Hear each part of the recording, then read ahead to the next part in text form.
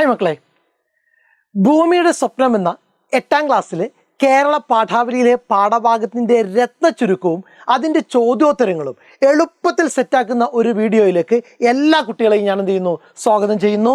ചാപ്റ്ററിൻ്റെ പേര് ഭൂമിയുടെ സ്വപ്നം എന്നാണ്. യൂണിറ്റ് 3-ലെ 2ാമത്തെ ചാപ്റ്ററാണ്.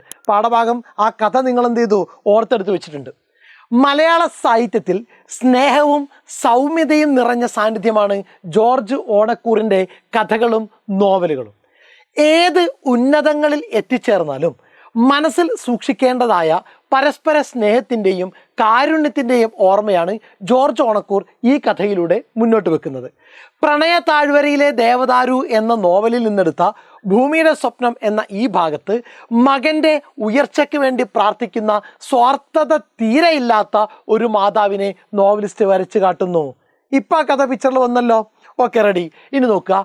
കുരുവിക്ക് കൂടുകൂട്ടാൻ വൻ മരത്തിലെ ചെറുശാഖ മതി, ഉണങ്ങിയ ഇലകളും ചുള്ളിക്കമ്പുകളും മതി. ഈ വാക്യങ്ങൾ കഥാനായകൻ്റെ ജീവിതവുമായി ബന്ധപ്പെടുത്തി വ്യാഖ്യാനിക്കുക. കുരുവിക്ക് കൂടുകൂട്ടാൻ വൻമരത്തിലെ ചെറുശാഖ മതി, ഉണങ്ങിയ ഇലകളും ചുള്ളിക്കമ്പുകളും മതി. ഈ വാക്യങ്ങൾ കഥാനായകൻ്റെ ജീവിതവുമായി ബന്ധപ്പെടുത്തി വ്യാഖ്യാനിക്കുക. ഏറെ ചെറുതാണെങ്കിലും ഉയരത്തിൽ പറക്കുന്ന പക്ഷിയാണ് കുരുവി. അനേകം ജീവജാലങ്ങൾക്ക് തണലും സംരക്ഷണവും നൽകുന്നതാണ് വൻമരം. കുരുവിക്ക് കൂടുകൂട്ടാൻ ആ വൻമരത്തിൻ്റെ ചെറിയൊരു ശാഖ മാത്രം മതി. അതുപോലെ തനിക്കും കഴിയാനായി ഒരുപാട് ഭൂസ്വത്തുക്കളൊന്നും ആവശ്യമില്ല, ഇത്തിരി സ്ഥലം മതിയെന്ന് ഇതിലൂടെ കഥാനായകൻ വ്യക്തമാക്കുന്നു. കേരളത്തിൽ നടപ്പിലാക്കിയ ഭൂപരിഷ്കരണ നിയമത്തിലൂടെ ജന്മിമാരുടെ കൈവശമുണ്ടായിരുന്ന കൃഷിഭൂമി കർഷകർക്ക് സ്വന്തമായി. ഹർഷവർദ്ധന് സ്വന്തമായിരുന്ന ഭൂസ്വത്തുക്കൾ നഷ്ടമായിട്ടും പുരോഗമനപരമായ ഈ മാറ്റത്തെ അംഗീകരിക്കുകയാണ് ഹർഷവർദ്ധൻ. അമ്മയോടൊത്തുള്ള ജീവിതം നൽകുന്ന സംതൃപ്തിയും ആശ്വാസവും വൻമരം എന്ന കൽപ്പനയിലുണ്ട്.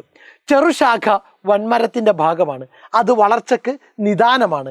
അമ്മയാകുന്ന വൻമരത്തോടൊത്തുള്ള ജീവിതം ജീവിത വിജയത്തിന് കാരണമായി തീരുമെന്നും ഈ വാക്യം സൂചിപ്പിക്കുന്നു.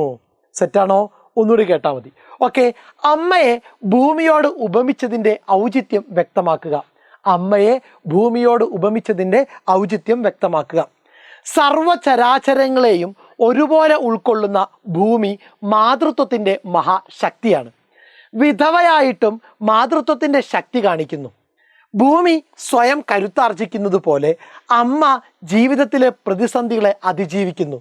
ഭൂമി സർവചരാചരങ്ങളെയും ബന്ധിപ്പിക്കുന്നു. അമ്മ വീടിനോടും നാടിനോടും മകനെ അടുപ്പിക്കുന്നു. അപരാജിതയായ ഭൂമിയെപ്പോലെ അമ്മയും അപരാജിതയായി നിലകൊള്ളുന്നു.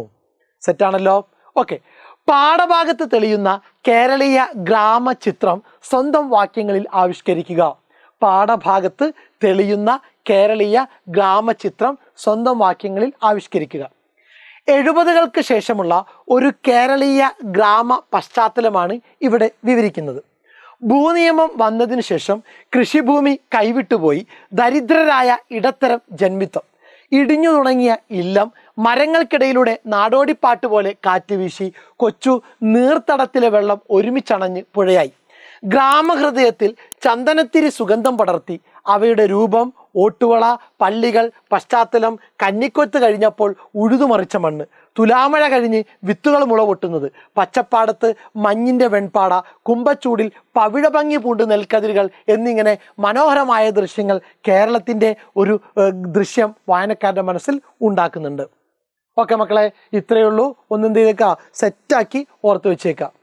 Thank you.